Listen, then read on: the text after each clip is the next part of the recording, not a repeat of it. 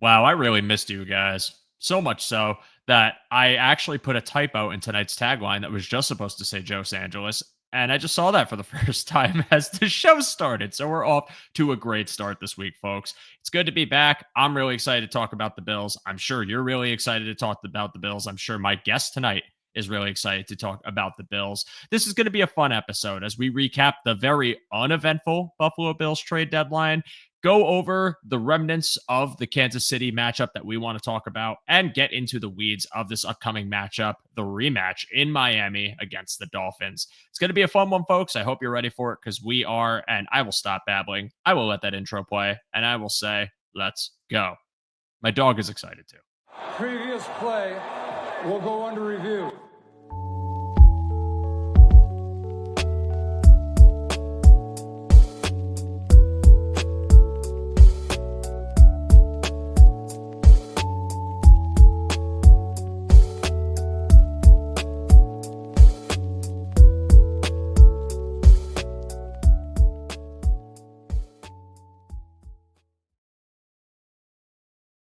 Citizens of Earth, lend me your ears, and thank you so much for tuning into this week's episode of Under Review. My name is Joe DeRosa. Again, tonight's tagline is Los Angeles because I am returning from a vacation where I got to check in from time to time to see some absolutely insane Twitter discourse going on after a 40-9 win over the Carolina Panthers, proving that no matter what, there will always be takes, and not all those takes are going to be good or make sense. But that's the world we live in when it comes to having a team with expectations, ones of Super Bowl hopes.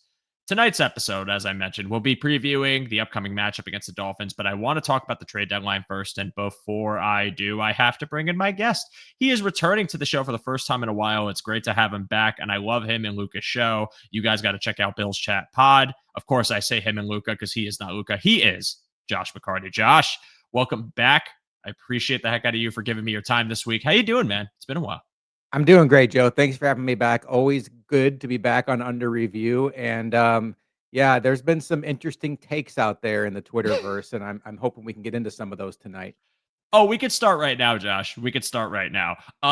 Because truly, I knew when I would do another episode, I would have to bring this up because the most insane thing I saw was the Josh isn't locked in enough comments because his marriage is in turmoil.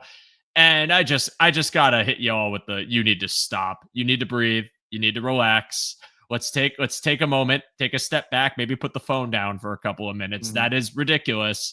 And I can't process that. Like I can't physically look at that and say that because they won a game 40-9, and yes, Josh was not great in that game, that is the first thing we're running to as the reason that he went on a bit of a skid over the past couple games, and not just it's a long regular season and it's not the first time he's done it before. And they're also at the time they were 5-2. I don't know, Josh. I mean, I didn't want to give too much power to it, but I am curious what you thought about like just the craziness going on the app as well as that take this past week. Yeah, and it's weird the standard we hold athletes to, right? Like somehow Josh being in a happy marriage with a wife who he's in love with is a bad thing. When we think about ourselves and our own existence, when things are good at home, we usually perform better at work or better in our Yeah. workout or better in our goals. I know we're going to talk about the trade deadline tonight, but two of the takes that are just fingernails on a chalkboard for me are the takes on Brandon Bean for folks that are mad that they didn't make a trade. That Brandon Bean is never aggressive. We're talking about the same guy that traded up for Josh Allen, traded up for Tremaine Edmonds, traded up for Kyer Elam, and traded up for Dawson Knox. That's our Dalton Kincaid. That's just in the first round. Mhm. And then he's also signed Von Miller to a multi-mega million-dollar deal, traded for Stephon Diggs, and three times now at the trade deadline has traded a day two pick for players. So that's not accurate. And then there's the people that say, well, he should send all the picks because he never drafts any good players anyway. And that one to me is just like, I wanna ignore it. I wish I could, but it's like, just name your 10 favorite Bills. Just name them because guess what? Christian Benford, not even just Josh Allen. Okay, we all Yeah. get it. He drafted Josh Allen. There's this idea that he's just living off of the Josh Allen draft pick and hasn't done anything since. It's like, just name your favorite Bills. Christian Benford, Taron Johnson, Max Harrison, Cole Bishop, Terrell Bernard, Matt Milano, Ed Oliver, Greg Rousseau. That's just on defense, folks. Let's go to Mhm. offense. Spencer Brown, Deion Dawkins, James Cook, Khalil Shakir, Dalton Kincaid, Dawson Knox. All the best Bills are draft picks. So he must be Yep. doing something right. No, he's definitely not, and he deserves to be fired. Is apparently the Ugh, response. Look, I just feel like we have very all or nothing takes when it comes yeah. to football and the front office. Now, I don't fully disagree with people's frustrations about the coaching staff or the GM as Mhm. far as, well, why haven't they gotten the Super Bowl yet? Because I've been in that camp of, yes, they need to start showing me something soon because it's been year after year and we've had the same result. But I don't think that automatically means the GM and head coach are not capable or it makes them bad. I think what we need to be more mindful of are really just like what other teams around the league are doing at the same time when it comes to the trade deadline, when it comes to the draft, when it comes to free agency. I think there's a warped view of how other teams function when the reality is most teams look very similar to what the Bills are doing when it comes to roster construction in their efforts, attempts to create something viable. And they just have differing levels of talent. And the fact that they've been able to sustain such great records for the amount of time they have should be a testament to Brandon Bean, even if you have knocks on him. To say that he is a bad GM, to say that he is awful, I just feel like that's hyperbolic. I feel like that's taking it a tad bit too far, and we need to kind of again take a step back and breathe when we evaluate this team that is currently 6-2 with a chance to further improve that record going into the next matchup against Miami. But one of the biggest points of contention amongst the fan base is the trade deadline. And I have long held the stance, and by long, I mean 24 hours, 48 hours, whenever the trade deadline last ended. I'm losing track of my days, 2 days ago, that I definitely would have liked to have seen them made a move. I would have liked to have seen them go for defensive line or wide receiver. But I don't think Brandon Bean didn't have any motivation. Like, I don't think Brandon Bean didn't try. I think it was a matter of cap constraints, which you can attribute to the GM.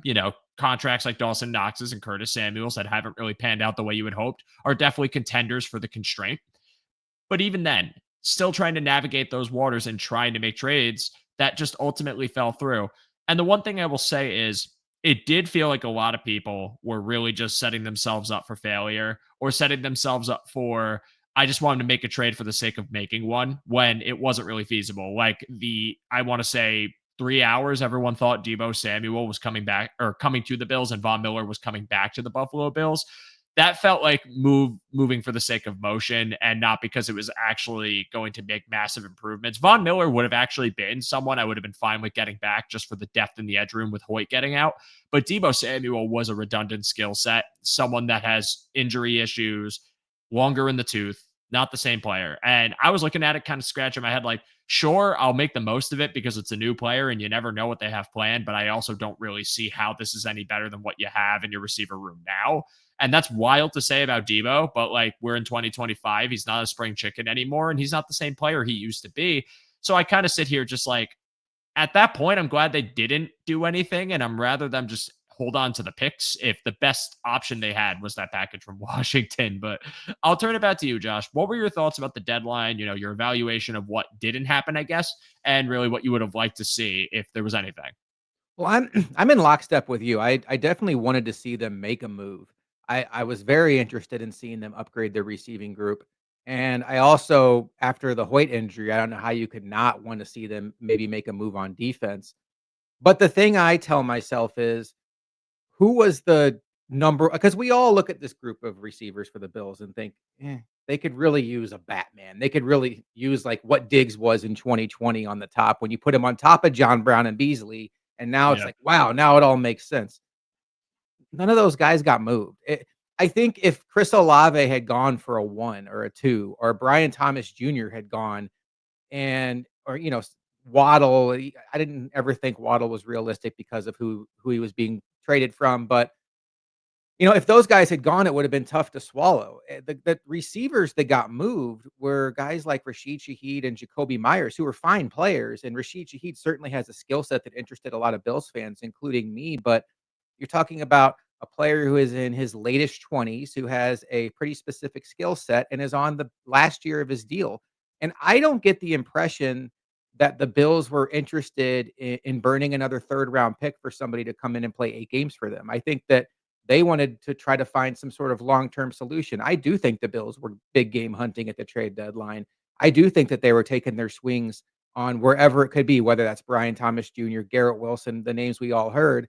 And I just think they came up short. And how mad do I want to be at them about that? there's not really a trade that happened, maybe absent Shaheed, that I'm like, I wish the Bills would have done that.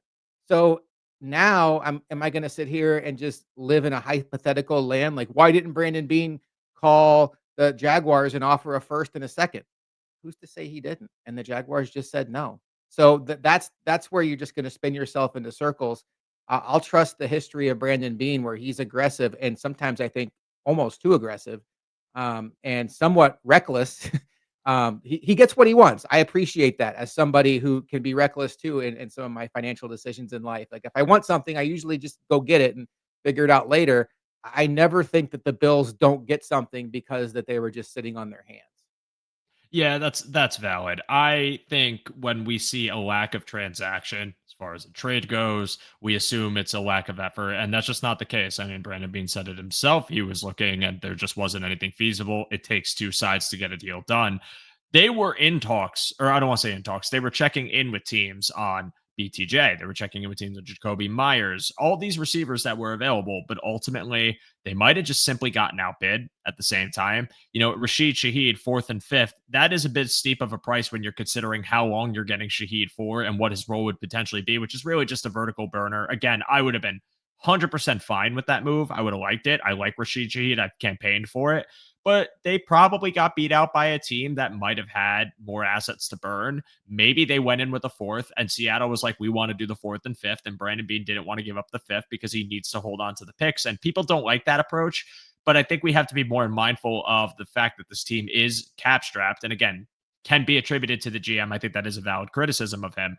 But also, these draft picks are essential for a youth movement that is yet to be completed. I think there's still very much a team in transition on defense. And I think there's still a lot more allocation to that side of the ball that we should expect. And I think they want to have enough bandwidth in the upcoming draft to still be flexible and still make moves. And I think despite this season, I look at it as, was Rashid Shaheed the difference between you winning a championship or not? Maybe, maybe not, but I'm going to push my chips into maybe not. I don't think the gravity of that kind of player is enough to really change the course of this season that drastically when you consider that when the receiving room is healthy, they already seem to have their vertical X guy in Josh Palmer that has been called upon and reliable before his injury. They have Dalton Kincaid, who's been their upfield presence when it comes to using tight ends in the passing game.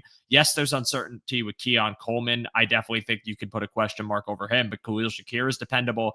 And I think that some of the tweaks this offense can make really stem from just internal changes in use and philosophy, like throwing to their running backs a bit more often in non-screen or swing situations, but actually on checkdowns and designed routes down the field.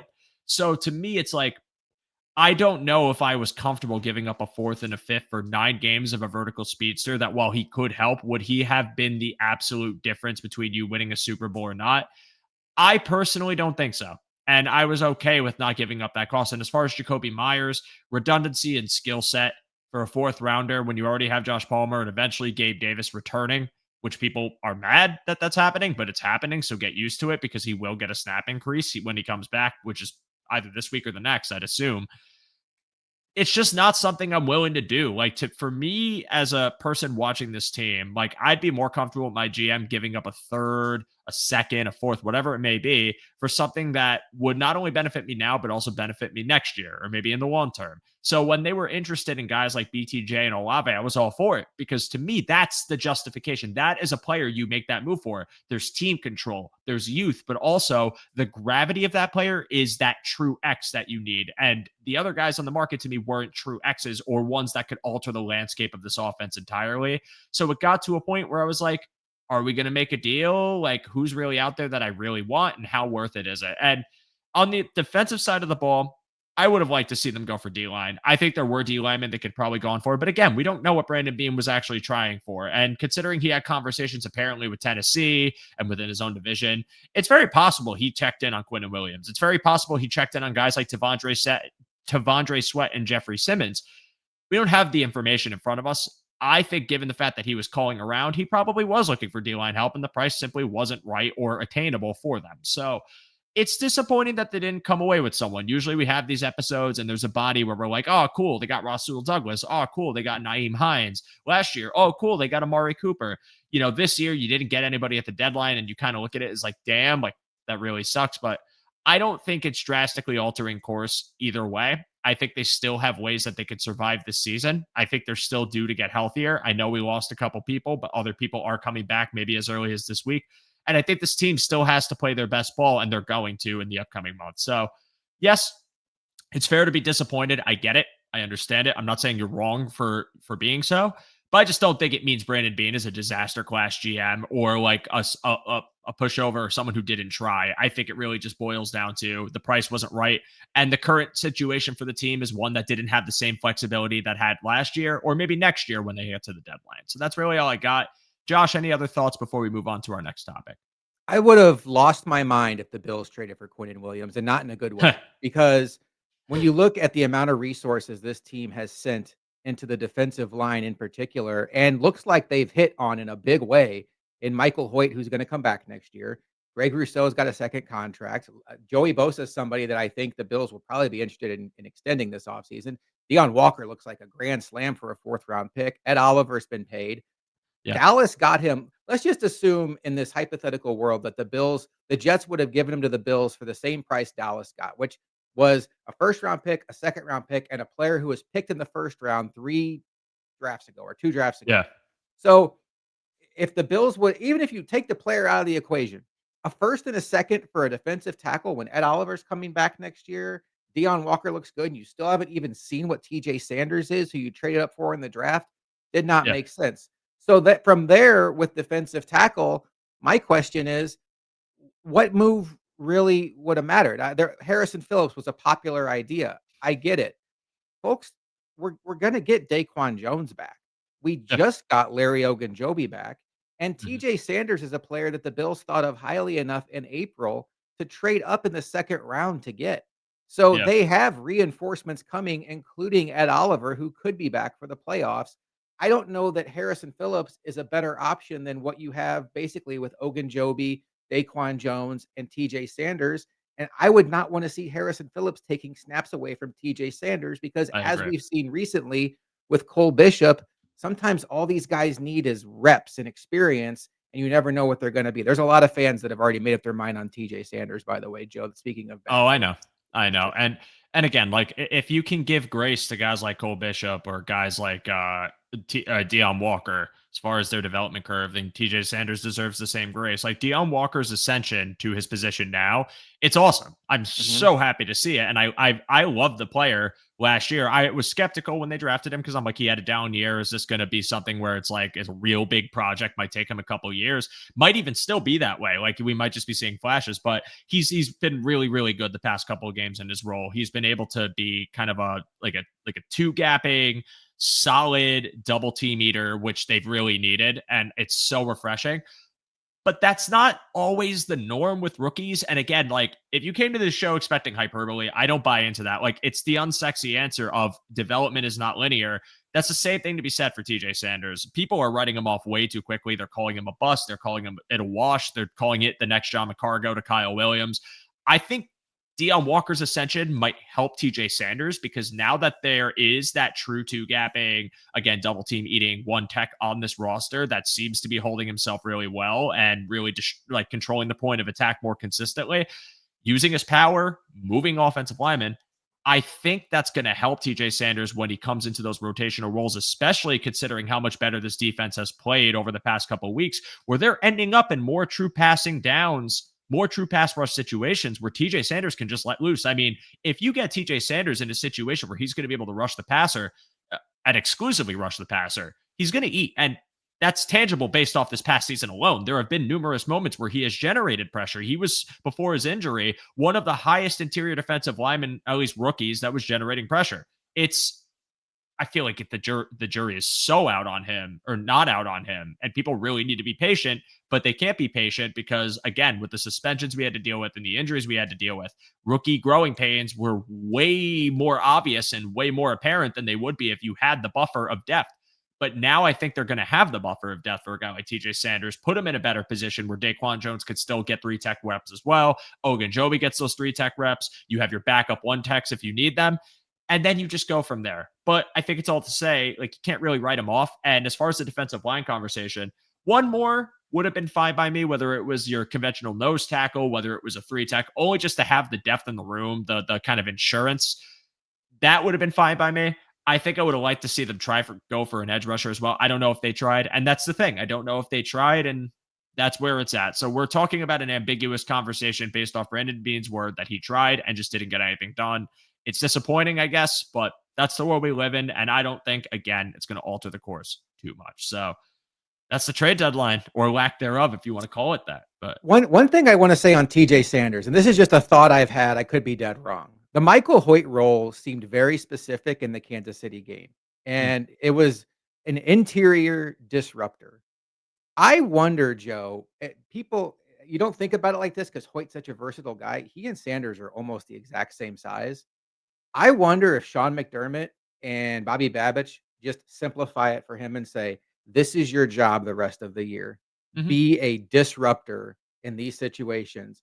Because that's basically what Hoyt was against the Chiefs, Yeah, was a disruptor. And well, I thought Solomon looked decent in that role too, yeah, but I do wonder, some of the answers they have in house, we still don't know about. Landon yeah, Jackson's an unscratched lotto ticket at this point. right. And so I think there are still some options for the Bills to get better at positions that we wish they would have traded for. And I think that's valid because without Hoyt, who does fill in that role, and they have given it to Javon Solomon and they have given Dorian Williams some shine there. But when you have TJ Sanders, at least this season, I think him and Ogunjobi will be their primary three tech on however they conventionally use them. But in coming seasons, when you have Ed Oliver back and you have Michael Hoyt back, like, is TJ Sanders going to often fill in that role too, even when you have Hoyt, if you need to give some sort of rotation, if you need to give him a breather? Like, how do they align him? I think that's what the Bills want, is that versatility from every lineman to some degree. So it wouldn't shock me at all if TJ Sanders is getting run there immediately this season and even next season, even with Hoyt back. I think it's very possible that they just want pass rushers, disruptors, havoc creators from really any point of attack on the defensive line. And Sanders has that skill set. Sanders is in my opinion, very good pass rushing defensive tackle. The run defense has to improve, but that was expected. That's the type of player he is. That's the type of frame he has. I was not expecting that to be perfect, but I really think the violence in the way he rushes a passer, whether it's his bull rush, whether it's using his hands, I do think that's there. I do think he's had success with it. And I do think if the role is simplified to true pass rushing downs, he is going to be able to do quite well there. And I'm very excited to get him back. So it's a good point you bring up. And it really sucks that we have to talk about replacing Hoyt's role. And it really sucks because the evaluation of the signing now has an injury plagued over it, which seems to happen to every Brandon Beane defensive line signing. And that is not me knocking the GM. It is just terrible luck. Like, it is. We just have to be honest. Like, the Von Miller signing, I saw someone tweet about how like Joey Bosa is everything they wanted Von Miller to be. If you're talking like staying healthy and rushing the passer, yeah, that's true. But also, Von Miller was really freaking good and then had a freak ACL injury. So like, I feel like there's just so many situations where this guy has the right idea for what he wants to build in the defensive line, and some bad luck happens, and you're seeing it this season. Ed Oliver, phantom injury in the practice, in a practice, he gets his foot stepped on, and he has to miss 4 games. He comes back, tears his bicep. So it's like, great. Well, that sucks. Michael Hoyt, 6-game suspension that he wasn't privy to, pun intended, before he signed him. He comes in, guess what? Second game, Achilles injury. Like, you can't write this stuff, and I can't blame the GM for freak injuries happening for players that didn't have that history or didn't have history of that specific injury. It just happens sometimes, man, and it's bad luck. So, I mean, I hope Hoyt heals up. I was so excited to watch him. He Mhm. was awesome for the, I guess, game and 75% of the second game he played. And I think when he comes back, he's going to bring that force again. But I do want to just look back on this Kansas City game one more time, Yeah. Josh, before we move on to Miami, because a lot to love about it, both Mhm. sides of the ball. But what I really loved, probably my number one thing, was, I guess, on each side of the ball. I'll give you my number one thing on each side of the ball. On offense, it was the ability to not really miss a beat in your passing attack. Yes, there were some stalled drives, but they still had a lot of success, and they did it without Josh Palmer in the receiving game, and kind of offset that loss by using 13 personnel and their tight ends down the field and having a lot of success in the manipulation of, are they running? Are they passing? How do we take advantage of the vacated space if they stack the box by putting our tight ends behind them? They had a lot of success doing so. And I think some of their ancillary wide receivers, and Elijah Moore, and you saw a little bit from, well, ancillary Khalil Shakir, he's really their mainstay. had a lot of success in this game. I thought they took advantage of how pressure heavy Kansas City was trying to be, how disruptive they were trying to be, and manipulated again the vacated points where they could get a receiver behind them and get some extra yards. And on defense, pass coverage was tremendous most of the game. There were blips, like I'm not going to absolve the 4th and 17 blunder. I'm not going to absolve some of the long passing that they did have. There were a couple moments where even for as bad of a game Mahomes played, he still made a Mahomes throw where you just tip your cap and move on. It was a complete game. And I think that's what I like the most about it, because for many weeks we had been questioning whether the Bills were capable of putting it all together. That to me was, even though they won 40-9 the week previous, you could argue the passing offense wasn't really clicking. Every phase of the Bills in this game, even down to the returning game, which I thought was better, was clicking and was successful. And I love to see it. I want to know your thoughts on this, Josh. What do you think about this game? So Luca and I do a post game show after every game, and it comes out Monday morning. And one of the first things I said to Luca was, "This is the first time this year that I feel like this team can win the Super Bowl." And no, it's not the, national opinion of Bills fans that beating the Chiefs in the regular season is our Super Bowl. Bills fans realize that the record here of we beat them in the regular season, they beat us in the playoffs, like that. But it's not guaranteed to happen every time. But it was the way it happened, to your point, because this defense has been so leaky all season long. And one of those injuries, those freak injuries that you didn't even get to mention, was Maxwell Harrison. He was a guy that was drafted to give this defense coverage flexibility. The goal coming into this season was Maxwell Harrison and Cole Bishop to be starters, and for them to be able to get back to a lot of the pre-snap, post-snap confusion they used to do with Hyde and Poyer, and also mix in man coverage with their cornerbacks. And Max Harrison got hurt, and Tre'Davious White at this point in his career is just not capable of doing that. And nobody, I don't care who you are, could have seen the drop off of Taylor Rapp coming. It was, I hope it's an injury, because I've never seen a drop off like that. I Getting think it him was. Yeah. getting him off the field for a washed up Jordan Poyer, who looked pretty good, by the way. Yeah. Um, and just getting anybody else out there and getting Max Harrison out there gave us a look at this new Bills defense. And I'm excited about the coverage.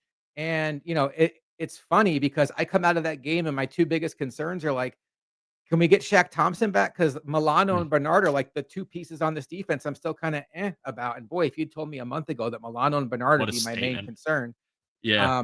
My guy Cam Lewis played a fantastic game. I love to see that. And then, yeah, offensively, there's so much I want to say, but I know it's a short show. Oh, no, please. I'm Go for excited it. about Joshua Palmer coming back for their 13 personnel package, because I do think he is going to give them so much more versatility as the solo wide receiver. And I was not the biggest Joshua Palmer guy, but to me, he's the most well-rounded receiver on this roster when it comes to run blocking, beating man coverage, and getting deep. It, it requires defenses to respect the Bills that way. Yep. But to kind of wrap up and pull in the trade deadline conversation, you see those graphs on Twitter just like I do. It's like offenses, EPA, elite offenses. The Bills are always in the elite quadrant of those graphs. They are an elite offense. The problem is they're not elite in the way that a lot of us envisioned it being when we realized Josh Allen was an alien on his way to a Hall of Fame career. We expected it to just be air it out all over everybody and be Yeah. elite that way. They are elite at running the ball. And Joe Marino has said it time and time again. When they go heavy personnel, when they go big people, 13 personnel even, they are an impossible matchup because they have three tight ends who can block and also get behind you. They also have a running back whose vision has gotten so much better since when he was Yeah. drafted. And they ran at will against one of the best run defenses in the sport last week. They are a tough matchup for anybody. It just isn't the way that you'd envision it when you think about a Josh Allen team, when you're thinking, oh, 3 or 4 wide receivers, let's Joe Burrow this to T. Higgins and Jamar Chase. No, they're a tough matchup, but it's just the receivers aren't sexy. But if you look at the rest of the offense, offensive line, elite, running back, if you don't think he's elite, he's right next to elite. Yeah. Quarterback, elite. Fullback, he's getting all pro recognition already. They're elite everywhere. I'd say they have one of the best tight end rooms in the sport. It's just the I wide agree. receiver room has everybody thinking that the offense is lacking. Yeah. It's not lacking. I think if you want to argue about the wide receiver room in a vacuum, that's fine. But I've often said that you can't evaluate this Bills offense based on its wide receiver room alone because it's disingenuous to their philosophy. They run the ball, they use their tight ends, and they use their running backs all the same as pass catchers. And with proper manipulation and scheming, you can get these guys really, really humming and going. I think one of my critiques of Joe Brady this year has been James Cook as a pass catcher not being used enough. I often wonder if that is by design for right now to open that up later in the year, which I know a lot of people can call cope, but I kind of think it is a real thing considering how frequently they were using him last year to this year and why it changed, which there were some defensive changes from teams like the mesh rail getting covered, which used to be their bread and butter, but I still think it's in the hole for them. But I love that you bring up the 13 personnel again, too, because and shout out to Max Toscano, who I talked to on Twitter today, who kind of brought it up. It is something of a staple in Sean McVay's offense, too. It's a method that they use to galvanize their passing offense because when you have three capable pass catching tight ends paired with a really good separating receiver and a respectable rushing offense, that puts defenses in a major conflict because ultimately anyone can get the ball, but you have to guess right in real time because if you don't, there's the opportunity for a big play. Mainly because if you see 13 personnel and you're seeing physical heavy bodies, oftentimes you want to stack the box and go physical right back and match personnel. It's not a guarantee, but it does happen. I think in turn, the Bills want you to come down and try to stack the box on James Cook. One, because James Cook runs really well against stacked boxes. But two, now if you send extra bodies and we ball fake, Josh Palmer, Dalton Kincaid, Dawson Knox, even Jackson Hawes, all capable of getting open behind you, all capable of taking advantage of the vacated space and burning you for big plays, which is what happened numerous times in this Kansas City game. People have pointed this out times over. I want to say it on my show. Josh Allen had two touchdown passes, or I don't want to say two touchdown passes. He had two explosive passes available to him at the same time in the same quadrant of the field on that one play action shot towards the end of the first half. That should not happen, but it does because they caught the defense in such a bind and they're showing that they are not afraid to send their tight ends deep, which I think is a huge wrinkle. And it's one of the things where when I was coming from before with the trade deadline conversation, like I said, of course, I would have liked to see them get a flashy receiver, but I think they have enough wrinkles in their arsenal to still be viable and still have explosives even in the playoffs, like not in a fluky fashion. They're not going to stop running 13 personnel if they have the personnel present to them. They're going to continue to run it. They're going to continue to run wrinkles with it. They'll keep running play action out of it. And as long as it holds up, they're still going to have success. And people can look at the play action rate in the Atlanta game and say, well, they didn't really have success there. Well, yeah, they didn't have Josh Palmer for most of the game and they didn't have Dalton Kincaid. It limited them a lot more. They weren't prepared to lose Palmer mid-game. He was obviously going to be a focal part of the game plan. I think that alone should make you really optimistic for this Bills offense that I still don't think has reached its full potential. I think if we're getting the Josh we saw in that Kansas City game, who was confident, dialed in, happily married, really focused on football, I can't believe I even had to bring that up in the beginning of the show, Josh. Like, that's so insane. But Yeah. like that version of Josh Allen, with like the wrinkles that they can introduce in this offense, I think you're in for a real treat if you're a Bills fan watching the passing attack. And I think they have an opportunity to really do that this upcoming week. I want to pivot to the Miami talk, but before we do, Josh, any final thoughts on the Kansas City game that you want to bring up before we put a bow on it? Just real quick, you said cope, and I know people think like, "Oh, they're not holding anything for the playoffs." Good teams do that. And I think one of the criticisms of the Bills in recent years is they haven't done that. They have kind of, let it all out there in games against the Chiefs in the regular season. And then you go into a game against the Chiefs in the playoffs and you see those wrinkles in live time that you didn't see in the regular season. Yeah. Um, I I hope the Bills are holding that because there are just you and I can sit here and say, "Wow, James Cook can run routes like a wide receiver. This is something. Why aren't they using it?" And we've Yeah. seen it before where they don't run Josh Allen much during the regular season, and then in the playoffs, there's Ramp designed up. runs. There's still a lot they can unpack, but I'm with you. I think that there might even be something to Dalton Kincaid's snap count being down beyond the Yeah. oblique injury. I think that's a player that they don't necessarily want to give defenses a whole lot of tendency vision at Mhm. because he is the ultimate mismatch in that mismatch personnel package of 13 personnel. Yep. Yeah, absolutely. Because he's a good enough receiver to really take advantage of it, and I love Mm. that about it. And I'm very pleased because I was a skeptic of Dalton Kincaid after last year. I think a lot of people became that. I saw the potential rookie year, but last year I was like, damn, like I don't know if this is the right fit for this kind of offense. But they found a way to use him, and that way to use him is just get another really good blocking tight end and just take that off his plate. But it does limit him a little bit. So do they ramp up the snap count, knowing that that would mean that he's going to have to take place, whether it's more 13 personnel or whether that's 11 personnel with him as the feature tight end? Can he handle that responsibility? That's what I want to see. Because if they can up that snap count for Dalton Kincaid successfully, where it's not limiting them, where they're not having any sort of deficiencies in the rushing attack, where they can still keep a viable passing offense, I mean, that might be the secret sauce. That might be the change in itself, is just being able to sustain with one of your best weapons on the field, especially in packages where you have other true separators going. Like, I want to see them do that a bit more, but you're 100% right. People, teams, coaches, they keep things in the arsenal. And you could argue Kansas City has done this every year. I mean, the one thing that I feel like, and I have to go back and watch it again, it felt like Kansas City didn't really throw the RPO as much as the as much in this game as they did in the AFC Championship game. I think that the Bills took the bait on that in the AFC Championship game heavy. I wonder, though, if they might respect the speed and athleticism a bit more and the discipline of the secondary, guys like Cole Bishop and Hairston, a little bit more this time around, where they don't feel it would be as effective because they're breaking on routes a bit easier and not taking the cheese. But we'll see about that. But the Chiefs do that. A lot of teams do that. So it's okay to say they might keep something in their pocket for later in the year, especially when the team is 6-2 and still winning games. It's just, to me, like, it's a great luxury to have when you have a good team. And I think there's a lot more meat on the bone for this offense that they're going to see. I think you could see it as early as December. Maybe if the next matchup against New England proves to be similar to 2021, where that has division implications, they might throw it. But I really don't think this is the best version of the Bills offense or defense that you're going to see this year. So I really do like that point, Josh. And I want to move on to our matchup because that's happening in just a couple of days. And I'm quite excited for it because it's a chance to another AFC win under your belt, another sweep of Miami. I'll never sleep on the Dolphins. I think that they, as a unit and philosophy, do match up well with the Bills. I do think this time around, not having Tyreek Hill is obviously a very massive blow and difference when it comes to how you defend the Dolphins' passing attack, and basically saying we can bracket Jalen Waddle and try to get guys like Malik Washington to beat us, which is still possible.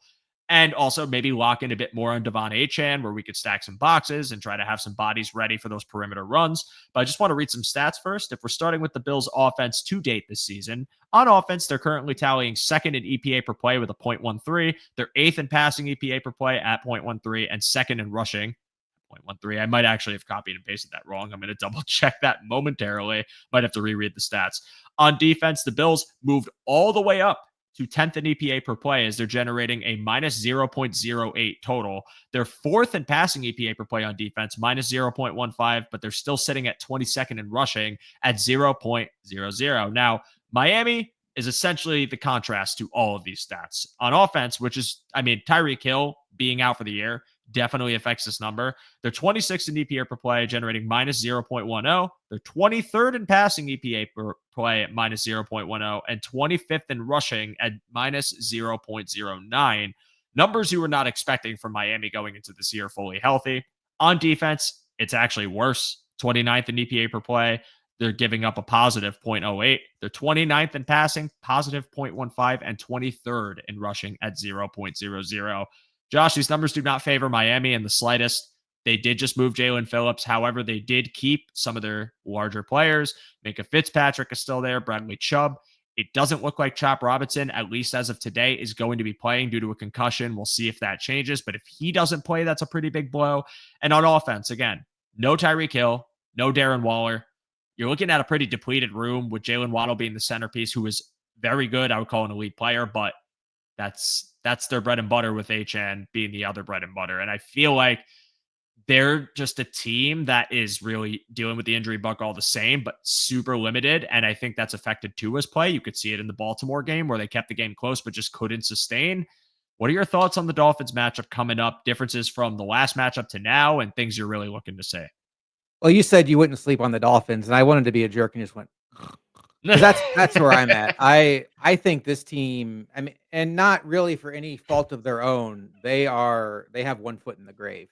And they were not a deep team to begin with. They probably were, I would say, in June, one of the worst cornerback rooms in the sport. And Yeah. since then, they lost Jalen Ramsey via trade, Cater Kohu to an injury. They've lost Storm Duck. Storm Duck, who Yeah. was their best cornerback, which should tell They you something. also, sorry to cut you off, might not have Russell Douglas in this game Yeah, either. he hasn't practiced today or yesterday. So Yeah. they are down to practice squad cornerbacks. They have a cornerback named Ethan Bonner, which will get Josh Allen to do a milk check at the line of scrimmage, if you know what that is. Oh, yeah. But and then you mentioned it too. They traded away Phillips, and their other pass rusher, Chop Robinson, is probably not going to play with an injury. So they're not going to get a pass rush. They're not going to be able to cover. This is not a good football team. This really is the ultimate get right spot for the Bills offense. Not that they need to get right. We just talked about it, but I have a sneaky suspicion if we want to start maybe Bills offense against Dolphins defense. I have a sneaky suspicion the Bills might try to get right with their receivers this week because Mhm. this is as good of a matchup as you could ask for at the NFL level as a Yeah. receiver going against this secondary. No problem with Josh Allen having time against this defensive line. I could see them trying to get Keon Coleman going. I could see them Yeah. trying to get I have a sneaky suspicion they're going to try to get Elijah Moore and Curtis Samuel more involved. Curious if Joshua Palmer plays, Yeah. what that looks like. But I could see the Bills trying to get their passing game going this week because truly, when you look at that last game they played, the Bills went up and down the field on them until Prater missed a field goal. And then it was like momentum shifted and they couldn't stop the Dolphins at that point. And Yeah. I'm not expecting a close game. I'm not expecting a competitive game. I think the Bills are going to go down there and handle business pretty soundly.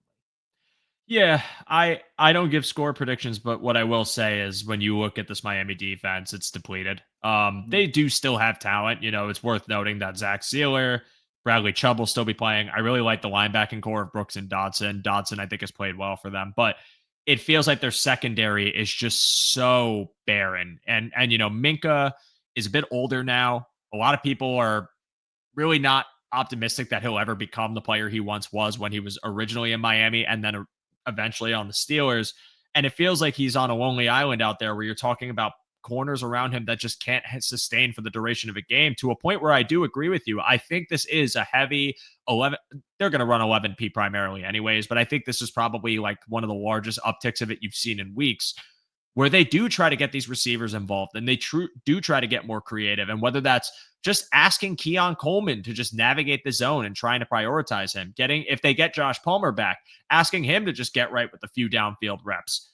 I think that this is a game that they are going to try and have these players get back into a rhythm to prove that they can do it. More so because if you have a heavy receiver game, open up the threat and make a defense respect that these guys do still have the capability to put points on you or to point explosives on you. But even more so, it sets up the other wrinkles you have well in your offense too. If you want to talk about, 13 personnel might get snuffed out because it's their bread and butter. Well, if they don't run it to the same degree in this game because they don't feel they need to, maybe a team doesn't see it as it's the only thing they can do and it puts them in a box. But rather, okay, we do have to keep in mind that if they come out in 11 and they have Keon Coleman in this certain alignment, like we got to get a guy for that. And you never know what that opens up down the road for Joe Brady. So I like the matchup on offense versus defense. I think that this is going to be a game where they're going to put the ball through the air, not a substantial amount because their rushing defense is also pretty poor. They can get moved around. Not having Chop and probably having to have Judon fortify the edge for you is a bit of a problem considering Judon is longer in the tooth as well. I don't foresee it being a very great rushing game for the Miami Dolphins defense. And I think the Bills can take advantage of that as long as they are able to start fast. But even if they weren't, I still think the Bills can break through the well and get going as long as they stick with their identity and don't fear running the ball because maybe they're down by 3 or 7 or something along those lines. If they stick with their identity, I think they're going to exploit this rushing defense and have a lot of success on the ground. And if they do, I have a lot of confidence that they would win this game because then you're going to see them really open things up in the air. And I think that would include a lot of play action maybe in 13, but maybe out of 11 too. A lot of opportunity for guys like Shakir and Palmer to just generate explosives and move the ball on the ground. It's just going to be too hard for a really depleted and injury ridden defense to handle. And again, like it's one thing to not have Ramsey anymore, but to lose the backups to the backups and then have Russell Douglas be your primary guy and he's hurt.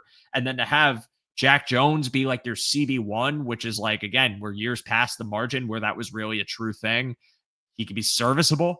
it just doesn't feel like a favorable matchup for them. So I think it's fair for fans to be confident. I just never sleep on Miami because I think the speed component will just give any defense a fits at some point in a game. It can be frustrating. And when you watch them against the Ravens, they did move the ball, they just couldn't finish drives, and that's the Bills' MO to a T. So if you think Sean McDermott is going to just be in the bend don't break mindset because he thinks they can exploit that defense, then you could expect them to move the ball, but not with any ending success and probably putting up field goals more than they would put up touchdowns. And again, that bracket coverage for the Bills' defense potentially, we can get into that a little more. I do want to talk about their defense, but any final thoughts on offense versus defense? Bills attacking this Miami defense. No, and if you wanna have perspective on what the Dolphins are down to at cornerback, just it would be like if the Bills had to go start this game with Jamarcus Ingram and Corey Couch. That's where they're Yeah, at. So it's just yeah. some perspective. And Jamarcus Ingram in the secondary, I think you could probably argue in this game, maybe a CB2. I it's really tough for them. And again, like at full health, I think this defense has dudes. Like I do. I think Mhm. they're still going to work on their secondary heavy in the offseason, but I really like the Miami Dolphin front seven. I liked it a lot more when they had Jalen Phillips, but I Yeah. think Chop Robinson is an emerging pass rusher. I've always liked Zach Sealer in the interior. They did draft Kenneth Grant. Granted, it hasn't been, no pun intended, it hasn't been the best rookie season for him, but a lot of people speculated that he might need some time to develop in the league. Like, they're a work in progress, but I did like the pieces. But when you deal with the depleted secondary, there's really only so much you could do before it starts getting exposed. And the numbers reflect that. It's been a tough sledding for the Miami Dolphins defense, and I hope the Bills can exploit that on Sunday. But reversing it a bit, Bills defense got some key names back at practice today when you're talking about Taron Johnson, talking about Joey Bosa practicing. I would say it's a good chance that they play, but we'll see. But I got to say, even without them, like you saw Cam Lewis hold it down for a game. I think Cam Lewis is more than capable to slot into that nickel role if they need him to. I Another really like pun. that oh my Slot in. God. Joe, you're on See, fire tonight. I didn't even notice that one. I did not even notice that one. Thank you for catching it. I appreciate it. You have Cam Lewis filling into that role. I like introducing Jordan Hancock into the safety role as well as kind of being that chess piece, like a positionless guy if you need him to be. I think the role would expand for him more. But it seems like, given the way he was moving in practice today and divisional game, they'll get Taron Johnson back for this one. And I think Bosa should play. Maybe not AJ Epinesa. Seems like he's dealing with a concussion. I didn't even know that was happening. We'll see what happens with him. But despite the injuries, I feel like this defense has really good odds going into this game. Again, I'm not going to deny that Devon Achane and Jalen Waddle will get theirs. They're elite players. They're targeted heavily. They're going to win downfield. It's going to happen. Explosives will happen. It wouldn't even shock me if Waddle had a 100-yard game. You know, that's just the nature of the Miami offense. They will feed him. But I feel like they have to have their ancillary pieces prove that they need to respect anything that isn't Jalen Waddle in the passing offense, where they don't have to sell out to double him up. I like Malik Washington a lot. I think Malik Washington can be a successful player in this league. I love the speed element. I wanted the Bills to draft him because I thought they could use him as a burner. I think he's been productive, but not effective enough where you have to command the gravity of a defense. And with Achan, it's kind of the same thing where I think he's an elite player, but if they sell out to stop Achan, whether that's selling out on all perimeter runs, which the Bills have done a pretty good job of, and really taking things away, penetrating up front and clogging the middle lanes, which now you have Deion Walker playing at a better tick than he was when they last matched up. Like, what does it look like for Miami if you really shut down a rushing attack that has also struggled a bit this year, even with the healthy HN? I mean, I feel like it's not favoring Miami. I'm not going to say Miami won't do anything on the ground or in the air, but they have more to prove in this game than they would have like the benefit of the doubt that they can get things done and hand the Bills a lot of fits like they did last season. What do you think about that, Josh? I'm interested. So I think there's a lot of similarities between this matchup and the Falcons matchup. This is, I mean, Mm. they're not the Falcons. They beat the Falcons, but They did they're beat the not Falcons. Yes. they're not the Falcons. And what I mean by that is when we went into that Falcons matchup, it was okay. Well, you know where the ball's going. It's going to be Bijan Robinson. It's going to be Drake London. Yeah. Don't let those guys beat you. And holy cow, did the Bills fail that test? Both Oh, of yeah, those they did. guys, both of those guys Beat them consistently. won their fantasy managers, whatever matchup they were in that week. So I think this is a good opportunity for the Bills defense to kind of, right a wrong from weeks past where, okay, Yeah. it's not complicated. The ball's going to Achan. The ball's going to Waddle. Waller's not even playing. He was No. getting some run, but now at this point, you don't really have to overthink where it's going. And I wouldn't expect the Bills to have to sell out to stop Achane because his offensive line will probably take care of that for him. He is not that is a very bad offensive line. One thing they've been doing a little bit more recently is kind of copycatting of the Bills from last year with Alec Anderson. They have a tackle, Daniel Brunskill, that they bring in as a sixth offensive lineman at times, and you'll see them come out and run heavy. So that'll force the Bills Yeah. into some three linebacker sets. That's okay. I don't know that this team really has enough or what it takes to stress this Bills defense. Honestly, I didn't see a ton of the Falcons Dolphins game, but my guess is it's just unfamiliarity with Tua and McDaniel and how quick Tua is at getting rid of the ball. The Bills have seen everything Tua can do when he had good weapons. I just think, like you said, there's probably not going to be any Benford. Yeah. And AJ Epinesa, I went back because you're right. There was no reporting of his concussion. He did interviews after the game, so that means he wasn't in protocol then. So that means Right. he either self-reported symptoms on Monday, Hmm. which it must have been because he didn't even get a limited practice on Monday. So it's not like it happened in practice. It seems like Yeah. he's tracking to being out. Yeah. Um, I hate to say it like this because I got a lot of blowback on Twitter. Anybody that's close, sit. That's where I'm at. Like Taron I, Johnson, sit. Christian Benford, sit. yeah. Joey Bosa of all people, sit. Bubble wrap. Yeah, we need you for the big games and the playoffs. Like this is Yeah. not a spot to prove that you can play through a wrist injury against a Dolphins team that's Yeah. already fired its GM and lost a bunch of its bad players.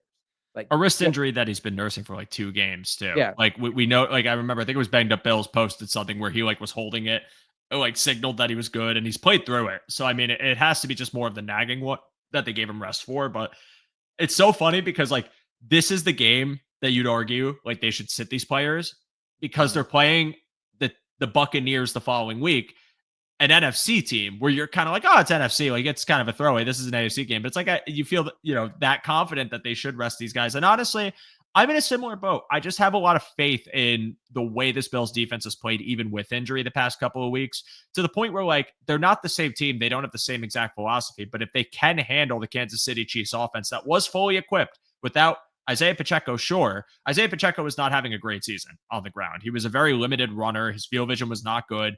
Kareem Hunt was the better of the two runners. Kareem Hunt actually ran the ball well at points in this game, but still having Rashee Rice, still having Xavier Worthy, Travis Kelce, Tyquan Thornton, Juju Smith-Schuster, and they still handled them pretty well with a few blemishes. I feel like you're facing a less capable offense right now with kind of the same degree of injury to a point where like if someone's a fringe guy, I am comfortable letting them sit. I think Cam Lewis can hang in a game like this where they don't have to worry about Tyreek Hill and Darren Waller and are just worrying about Jalen Waddle and Malik Washington as the primary two. Where yes, again, other players can get open, other players can get you. It's not impossible to say that maybe Westbrook Ikine is going to get his run this game, but like I feel better with my odds against that matchup. And when you talk about the secondary, no Benford, sure. Trey White's been capable this year. Trey White has not been amazing. He hasn't been downright bad. He's been perfectly fine, which is what you expect from a 30-year-old corner coming off 2 major injuries. And Max Hairston has given you every assailable reason to think that he can handle cornerback one responsibility, considering that he looks, knock on wood, hang on 1 second, sorry. Joe's going to knock on something. I just knocked on wood. He looks Okay. healthy and he looks fast and he looks very sound in coverage, not rattled. And you are seeing that closing speed in effect, where even if he has to go toe to toe with the speedy receiver, he locks them up. I think they might even feel comfortable with Hairston one on one against Waddle in this game. And let me tell you something, if Max Hairston mans up Waddle and blankets and shuts him down step for step in any reps, this fan base is going to go nuclear in the best way possible. And I'm rooting for that because that would be fun. We can have fun conversations on Twitter and not bad ones and dumb ones. So I think that is possible. I do think that this defense can afford to lose some players. What I'm really interested to watch on the defensive line, I think Bosa will probably play, considering he's played through his injury, maybe not Epinesa. Let's see what Landon Jackson's got in a more increased role. I think this is a great opportunity for him. Has he been good? I would say no.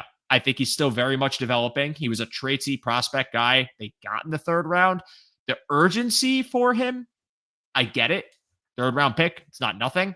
But I feel like people talk about Landon Jackson and his inactivity as if he was a 1st rounder and have this kind of like same thing when we were talking about TJ Sanders, like the jury's out on him. He sucks. It's like I think you just got to be patient. Like, remember Terrell Bernard's first year where he barely played and was mostly a special teamer or a game day inactive? Like, sometimes your third rounders just got to get NFL acclimated. It might take time. There were moments in the preseason where Landon Jackson looked good, and in the regular season, he's still putting it together. But maybe this week, there's more of an emphasis on you are starting. You are going to take this role. We're putting you in for run defense reps. Just show us that you're sound. I'm excited to watch him. I think this is a big opportunity for him to quell some of the fans' worry, play a decent enough game, maybe show off pass rush chops if they do decide to throw him in on third down. Maybe line him up in that special Hoyt role if they're really feeling frisky, although I think that will be Javon Solomon's in this game and probably Dorian Williams. I think that this is an opportunity for him to really get much needed reps too. I don't want to call this like a throwaway game. No game to me in the NFL is a throwaway game. And when you play your division, especially on the road, those games could still be tough. Like we got to remember too, this isn't in Buffalo in November like last year. This is a road game in Miami. That's hostile environment. That does Eh, have to be taken into account. I know, but eh, like I don't hostile. want fans to like, God forbid it's a closer game. I don't need Yeah, the headache of, oh my God, this team sucks. It's like they've played bad divisional opponents and had close games against them. That happens. But I will say there's a lot to be optimistic about if you're a Bills fan in this matchup for personnel reasons. And on defense, even with some injuries, I think they can withstand them. But I'm hoping they're healthier and confident that these guys can play because it would just be so much fun to just kick their absolute ass yeah. on defense and offense. Like just have the healthy guys in, have them play, have them completely shut everything down and just like bury this into the ground. Because I'll say this, like, it already looks like Mike McDaniel's done. He sounds and like if Miami Dolphin fans find this, I apologize. I really am not trying to berate. I try to be objective on the show. He sounds like a man defeated. Like Yeah. he just sounds like a man that is completely removed. Now, I'm not going to go as far as to question his personal life like some Bills fans did with Josh Allen. What I will say though is the circumstances around the team are objectively not great. They are 2-7. Their GM just got fired, and they've lost some really tough games, including the Carolina game, which I think was the spirit breaker for them. That Yeah. Ravens game last week, even more so. It's a team that is very much in turmoil, and Mike McDaniel is not instilling confidence, which leads me to believe that his time is numbered there, or his days are numbered there. His time is limited there. And it sucks. He seems like a great dude. He seems like a great mind, but I feel like for the Bills, there's nothing more you would want than to just see a defeated team and just pound them into the ground. No sympathy, no empathy. Bury them while you can. Remember that one loss in 2022 and just use it as vengeance fuel. It'd be nice to have an easy divisional win like you got in week 2 and walk into that Tampa Bay game 7-2, hopefully healthy. It's amazing you brought up that loss in 2022. That's the last time that McDaniel has ever beaten the Bills. And only. And you said, hostile environment, and I made a noise and rolled my eyes because I think the only way it's hostile is if the sun is out, similar to 2022. It's gonna That's be true too. Yeah. 83 degrees and sunny. For those that don't know, and it's fine if you don't, they have built their stadium specifically where at 1 o'clock on Sundays, the visitor sideline is going to get the sun and the Yep. home sideline gets the shade. But it's 83, not 100 or whatever it was back in 2022. And I expect it to be about 75% Bills fans there based on early reports of ticket sales there. So, Shh. yeah, I don't think it's going to be like an overly noisy situation. I would want to say one last thing on Landon Jackson. This was not for folks that are freaking out about him being inactive. I would just say, like, this was not hard to see coming, and I would encourage you not to freak out. This was something that Luca and I talked about. I'm sure you were on top of it too. When they drafted him, this was pretty easy to see.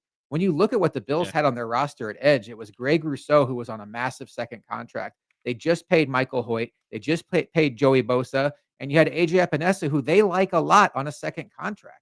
There's Yeah. 4 defensive ends ahead of him. So it really came down to him versus Javon Solomon for Hmm. special teams. And that's Yeah. just what it is. You want your 5th or 4th edge on game day to be a special teams guy, and Solomon is one of the best on the team.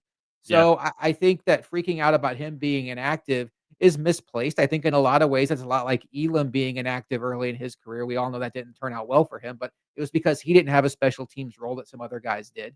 Yeah. So Good coverage. I don't think that anything about him being inactive speaks to who he is. And I do think he was more of a long-term project based on his athletic upside because let's face it, Joel, if he was if he was a refined edge with his size and speed and athleticism, he would have been a top 10 pick. Yeah. That's why you got him in the bottom of the 3rd round. Yeah. But No, I yeah, totally agree with that. He was the textbook definition of a project, and that's why he fell. I mean, a lot of people projected him to go early second. Some people even originally thought late first. He goes on the third round, and at pick, I believe it was 72, if I'm not mistaken. Mhm. He was very much someone that people felt would take time to develop in the league. Maybe we're worried about the length not translating to power enough. Maybe worried about him being a bit more clunky as an outside rusher, which I think those concerns are still present and fair. But I think that's a perfectly fine type of player when you talk about raw athleticism to try and hinder luck on in the third round and not in the first. And in the first round, they went for an athletic corner, but that had proven production in college and has proven in 2 games so far that he was worth that pick. I hope that sustains. I think with Landon Jackson, I'm okay with this year being the project developmental year where the snaps are, if they're healthy, the rest of the room is healthy, a bit few and far between. Because if he's playing more than what I expect, that means he's exceeding expectations, and that's great. But I think he's the type of player that you need a year or two to really see fully from. And I think AJ Epinesa right in front of him is proof for all of us that this takes time. Sometimes an edge rusher is not going to blossom right away. We're seeing AJ Epinesa play his best football now, like this season, particularly from last year to this year. The growth has been so steady and slow for him that people thought that his ceiling was reached. I think this is truly the best year of football he's played. He's generating disruption. He's making plays on the ball. He's clogging lanes. He's a stout run defender. Like, it just takes time for some of these guys. And it's frustrating because when you have Josh Allen and you're in the window, you're like, I can't wait. They shouldn't have to wait. They shouldn't have to waste his prime. They're not wasting his prime. This is a team that's constantly adding in players on their roster and shuffling through. And you rather plant the seed now for the tree to grow later if you have the bodies to sustain, which throughout this year, the pass rush has not been the weak point of this defense. They have been probably the best part of it. So I would argue that it's okay to let Landon Jackson develop on the back end if you're confident enough that this defensive line and subsequent pass rush are good enough to sustain that growth. And I think they have been. I think Joey Bosa has been good enough. I think Rousseau has been great. Deion Walker has developed really nicely. I think they were getting really high tier play from every injured 3 tech that they threw into the well in Daquan Jones and Ed Oliver. I think Ogunjobi is just getting into the swing of things, and we'll see what happens with him. It's been a productive unit. And I think Landon Jackson not being the stalwart part of it isn't, obviously we want that, but it's not the end of the world. And I think we're going to see more from him either down the line this season or next season when the room probably opens up just a little bit more for him to get an opportunity. But otherwise, yeah, this defense, I think even with their injuries, can sustain, can play a quality game against Miami. I think it's a game the Bills should win, but I say that really about most games. We'll see if they do. Again, road game. These are tricky. I don't care if the stadium has one fan in it that's of Miami colors, or if they're wearing Miami jerseys across the entire thing. I think to me, it's still a road divisional game, so don't mess around. Don't take it lightly. I don't foresee this team doing that. They haven't given you a reason to think they would against the Dolphins over the past couple of years. I think they're going to keep those Miami jerseys in their seat, and I think it's a game that they should win. But we'll see. Josh, any final thoughts before we sign off tonight? Yeah, one thing that I've really liked about this defense, Joe, is it feels like they're starting to develop a little bit of like a Belichickian aspect to them. And what I mean by that is if you follow those old Belichick Patriots, he would find guys on his roster, backups, that were really good at certain things and ask them to only do that. And there was one point he had wide receiver Troy Brown playing slot corner. There Mm, was one point he had Mike Vrabel playing tight end on the goal line packages, and he caught a couple touchdowns. And mhm. I'm seeing that with McDermott, where Dorian Williams is a guy that we were getting so frustrated with when he was just trying to be an every down linebacker, but now we're finding out, wow, he's actually a really good blitzer. Let's just Mm, have him do that. And the role that they looked like they had carved out for Michael Hoyt was like a real plan for that guy, and it's a shame we're not gonna be able to see that happening. And Cam Lewis is playing all over the formation in every game, yeah. and I'm just really impressed with the way they're using players all up and down their roster. It's exciting to see, and I'm glad that McDermott's calling plays because it seems to be going well. I do have one Yeah. question for you, Joe, Yeah. before we get out of here. What and I know you're at time, but what did you think of what the Jets did? Because I kind of loved it from their perspective. What the Jets did in what regard? The trade deadline, getting rid Oh, of just in all their general. players for picks. Sauce Gardner for 2 I firsts. mean, it was unfortunately a necessary part of fixing their future. I think the logic is you've had enough years of Quinnen Williams and Sauce Gardner that you weren't winning with to prove that it was okay to move them. And I think the Colts gave them really one of the most insane buy like same trade deadline buyouts I could fathom. I mean, 2 first round picks and AD Mitchell for a corner that I think is very, very good.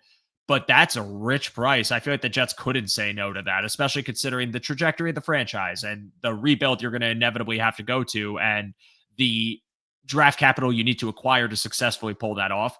I think it's kind of funny that 2022 they had 3 first round picks that were all hits and a second round pick that was a hit, and they didn't make the playoffs still in any of the years that followed.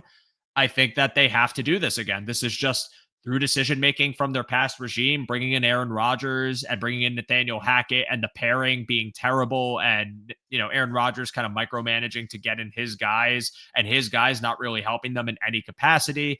The firing of Robert Saleh, which I think still to this day was a mistake because I actually really like Robert Saleh as a coach. I thought he had them in the right direction after 2022. I think the team put themselves in this position. It's an unfortunate part of rebuilding where you have to cut your losses for really good players and say, we got to let you go because we got to go get the draft capital. And this is the best thing they can do because they're not winning with this current roster. They're probably not winning next year with the same players. Why not go give it another shot? Your regime is set. You have a new GM. You have your head coach. I don't think this is a really tell-all year for Aaron Glenn, considering how poor some of the personnel in this offense is. Yes, you have Garrett Wilson. Yes, you have Mason Taylor. Yes, you have Breece Hall. You lose Braylon Allen for the year. Your O-line is patchwork. I thought it would be better than it actually was. And the rest of their receiving core is virtually non-existent on defense. So many holes to fill. This was something they had to do. I think in the next couple of years, you will see a young Jets team emerge, but they've kind of set their timeline that they're going to be a few years away again. If I'm a Jet fan, I'm really frustrated, but I understand that they have to do this. You just hope that the next rebuild they have is the one that pays off. And if you're a Bills fan, you hope it fails again, just like it did this past time. So I think they're in a really interesting spot, but I think how they handled the trade deadline was the correct move objectively for how to rebuild the team and be successful in the future.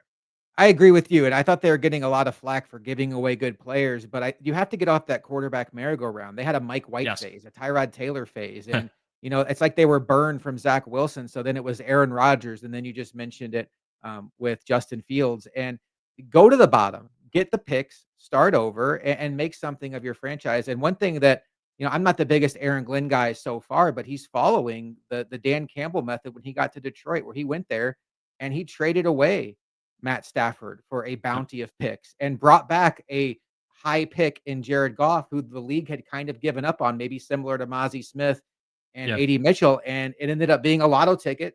Yeah. And they traded away TJ Hawkinson for a bunch of picks. And they rebuilt their roster with guys that believe in the culture that they're trying to build. Hmm. And, I give them credit. If I was a Jets fan, I'd be ecstatic because I've seen my team do the same thing Yeah. year after year. This is at least direction, not, Yeah. hey, we're gonna try next year, we're gonna try Kyler Murray with this roster. No, it's like Well, we're gonna be brand new here. I wouldn't put it past them at all to try doing Oh, that. Don't Jets. don't get me wrong. Kyler Murray or if they Cowboys aren't going to do this, but if the whole like floating rumor of Dak Prescott being like that dark horse trade candidate actually happened and the Jets got him, I'd actually be hyped because I think Dak Prescott's awesome. Same.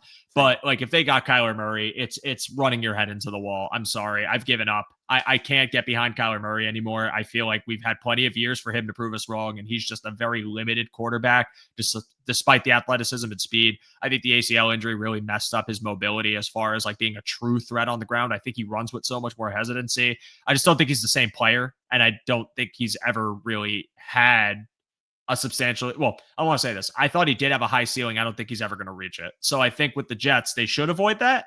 But yeah, like ultimately mediocrity, and we've seen it with the drought era Bills, right? Like there was honestly a hope that all these 6 and 10 teams could just bottom out once because then you could get a blue chip prospect. The year they got Josh Allen, like that was the hopeful year. Like they went and then they ended up going 9-7 and making the playoffs, but they still were like, no, we still need to go get this guy because this is not a sustainable approach. The quarterback is everything. They need to really prioritize doing that first. They haven't had one, and it's been the bane of their existence. We've lucked into getting one. The Patriots have lucked into getting one. The Dolphins, I don't think Tua is awful. I don't think Tua is a ceiling raiser for a whole team. I think you need a really good scheme in place for him to win. But I think they're in a bit of a purgatory state right now. You're seeing teams within your own division have their franchise guys. And I think maybe in their eyes, new regime change, that regime change, seeing someone in their division that's not the Bills also ascending because of their quarterback might have pushed them to try and be more urgent in their matters and say, nope, we got to restart this thing. We got to pull the plug. It sucks. It is what it is. We'll keep guys that we really feel like we can build with because they're youthful and they're being paid a lot of money. And we go from there. I think the Jets are doing the right thing. Again, I hope Jet fans buy into it because I think this is really the necessary evil. I don't think they were going to win with the core they had, and yeah, Agreed. it's an interesting topic. I haven't really talked about it with anybody, so it was cool to bring it up here. Josh, any final thoughts on this matchup? Anything else you want to say about the Bills before we sign off for the night? No, Joe, I always enjoy coming on. One thing to also keep in mind very quickly, the Bills after this Dolphins game play the Bucks and then 4 days later play the Texans. That could be another reason why you might want to Yeah, rest guys this week because there's a quick turnaround against two really good teams. that is a great point. I do agree with that. My only counter to that is I wonder if there's more incentive for them to sit guys against Tampa because of the non-conference opponent. But it is a home game, so you do wonder if they also wouldn't want to compromise that. They have interesting decisions to make ahead of this weekend, but I'm in agreement with you. If it's close on a guy like Epinesa, if it's close on like Taron Johnson's groin, if you think Josh Palmer needs another week, I'm okay with sitting them. But I just hope it's not to a point where they sit too many guys and it actually proves to be the difference in what could Yeah. have been like a really wide defeat for the Dolphins and a close game where you're sweating a bit more. We'll see. But I agree with you. I think that's probably the better option. And if it's not this week and they have some more fringe guys next week, I could see them sitting them then too. But Josh, I appreciate your insight. I appreciate you joining me again. Like I'm happy to have you back on here. You guys do a great job on your show. I want you to tell the good people where they can find you and what you got going on. Appreciate that, Joe. It's Bills Chat Pod on Twitter or X. I still call it Twitter. I think I always will. We Yep. are at Bills Chat Podcast on YouTube. We are almost to 500 subscribers. We are about 7 away. So if you do hear this, we encourage you to go like and subscribe over there. Once we get to 500, we're going to give one subscriber a Keon Coleman signed mini Bills helmet. Hmm. And then you can also find us on Spotify, Apple, anywhere your podcasts are found. But hey, it's always great to be on with you. Always great to be on Cover One. Yeah, man. Always great to have you guys. Please do yourselves a favor and check out Bill's Chat Pod. Again, we have a lot of great content creators in our space, and I think these guys are great at what they do. They're a great follow on Twitter. They're great to engage with. They bring a lot of fun insight. They are well worth your time. So please, please, please go and check them out. For me, my name is Joe DeRosa, and you can find me on Twitter/X, but I will also call it Twitter at show_DeRosa. I took a brief Twitter break. I'm back on it. I probably shouldn't have come back on it again, given how we started this show, but here we are. Give me a follow. I tweet about the Bills and a bunch of other random things, but this show is pre recorded these days and dropping on Fridays ahead of every matchup. And if you enjoy it, feel free to share it with your Bills fan friends or share it with your football fan friends who like hearing a dude yap into a mic and also stutter probably 100 times in an episode. We have a lot of great things going on in Cover One. If you are interested, check out the description for the link to the One Pass. That One Pass is the lifeblood of our network as it allows us to have access to all of the resources that we use on a day to day, minute to minute, second to second basis. For just $60 a year, you can become an insider, get access to our premium Discord and all of the great channels we have in there. You could get an awesome shirt that we made partnering with 26 shirts. It's a great time to be an insider. There's a lot of great people in our community, and you can be a part of it if you check out the description below. But for this week, we say we hope you enjoy the rest of your weekend. We hope you enjoyed the conversation and this episode. Check out everything we have going on at Cover One. Check out Bill's Chat Pod if you can. Hope the Bills get a win this upcoming Sunday against the ever so hated Miami Dolphins. And if they do, we will be celebratory next week before they move on to the Tampa Bay Buccaneers. But we will say goodbye. Enjoy the rest of your night, day, morning, depending on when you're watching this. And as always, go Bills. We'll see you soon, everybody.